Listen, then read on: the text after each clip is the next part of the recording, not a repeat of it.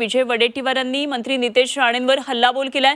हलाल झटका वादावरून नितेश राणेंवर वडेट्टीवार यांनी टीका केली आहे। नितेश राणे संधी साधू माणूस असल्याचा टोला त्यांनी दिलाय।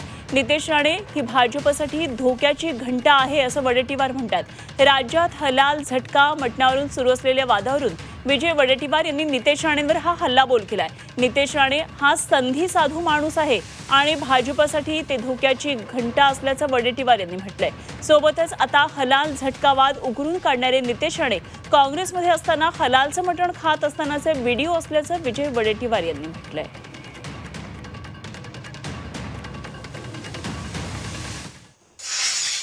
नितेश राणे हा संधी साधू माणूस आहे। काय होतंय त्याला योगी व्हायचं आहे, जोगी व्हायचं आहे की मला पुढचं माहीत नाही, पण भाजपसाठी मात्र ही प्रस्थापित नेत्यांना खतऱ्याचीच घंटी आहे याच्या बोलण्यामुळे। याचा अर्थ आहे की कसला आला तुम्ही भाजप काँग्रेसमध्ये होतात, जरा 2017चे त्यांचे व्हिडिओ पहा, हलाल केलेलं असं मटण दाबून खाताना दिसतंय, तेही खातायत, वडीलही खातायत, फार याच्या रमजानच्या ईद मिलन समारोहामध्ये मटण तोडताना ते दिसत आहेत। याचा अर्थ काय समजायचा?